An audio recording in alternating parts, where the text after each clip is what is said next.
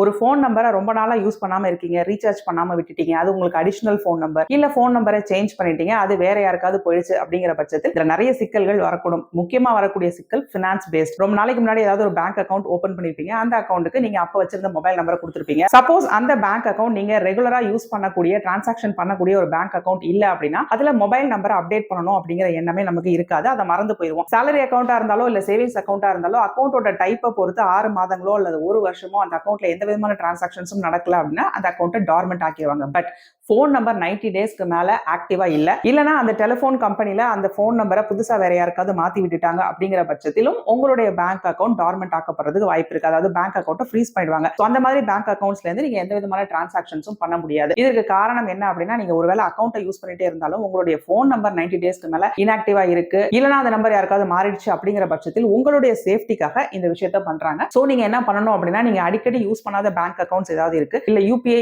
Apps ஏதாவது இருக்கு அப்படின்னா அதுல லாகின் பண்ணிட்டு நீங்க கொடுத்திருக்கிற ஃபோன் நம்பர் வேலிடான நம்பர் தான், கரெக்டா நீங்க யூஸ் பண்ணிட்டு இருக்கிற நம்பர் தானா, ஆக்டிவா இருக்கா அப்படிங்கறத செக் பண்ணிக்கோங்க. இது கம்ப்ளீட்லி நம்மளுடைய சேஃப்டிக்காக. அப்படி சப்போஸ் ஏதாவது ஒரு நம்பர் ஆக்டிவா இல்ல ரொம்ப நாளைக்கு முன்னாடி யூஸ் பண்ண பழைய நம்பர் அப்படின்னா அந்த நம்பரை போய் அப்டேட் பண்ணிருங்க உங்களுடைய பேங்க்ல. மோஸ்ட்லி நெட் பேங்கிங்ல பண்ணிக்கலாம் அண்ட் யூபிஐ ஆப்ஸ்ல உடனே பண்ணிக்கலாம். இதை பத்தி தெரியாத உங்க ஃப்ரெண்ட்ஸ் அண்ட் ஃபேமிலி கூட இந்த வீடியோ ஷேர் பண்ணி அவங்களுக்கும் தெரியப்படுத்துங்க.